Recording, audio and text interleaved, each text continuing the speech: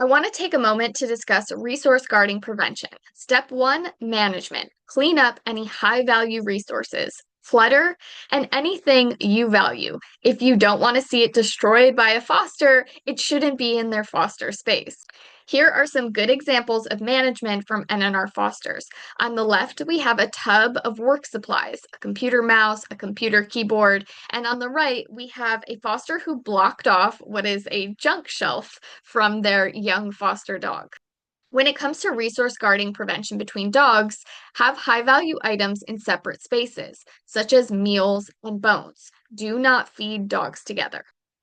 Even after the first week, when it comes to toys, use the culture of abundance policy. This means that for every one dog, there should be at least that many of that resource plus one.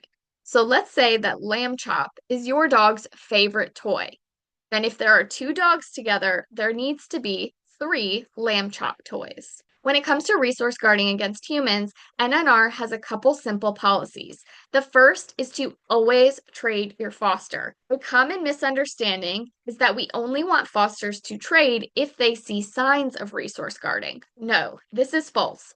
Always trade. Trading prevents resource guarding. A second common fallacy is, then aren't I rewarding the steal? I will address this in two parts. Part one, dogs do not understand ownership the way humans do. Think of dog ownership like a library book.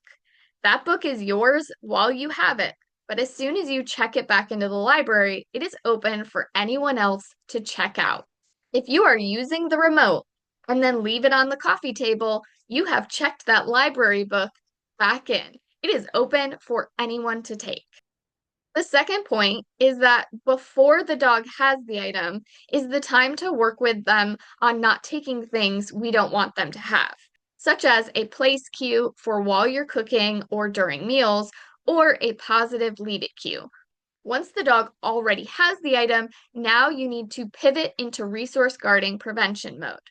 Policy two, if you see any signs that the dog values that item, freezing, side eye, stillness, toss a scatter of treats away from the item.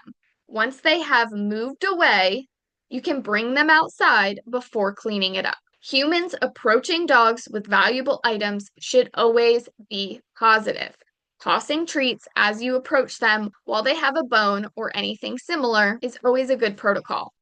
Please never play in your dog's food dish or take things away just because you can. And finally, never punish a growl. This is like taking the batteries out of a smoke detector. A growl is a dog's way of telling us that a bite is coming. It's a warning. Punishing the growl might mean that the growl doesn't happen, but it doesn't mean that the bite won't follow. It just means you've lost your warning. Here's a video of me trading my dog for my headphones, which he liked to check out of our home library.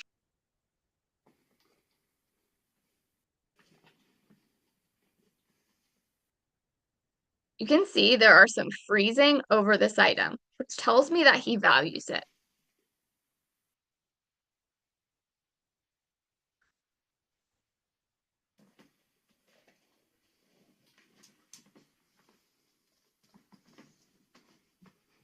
Follow up with a treat so there's no resentment.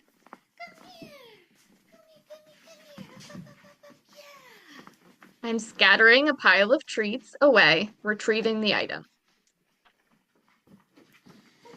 And still following up with a snack pile. Here's the second video of an NNR foster working with their dog.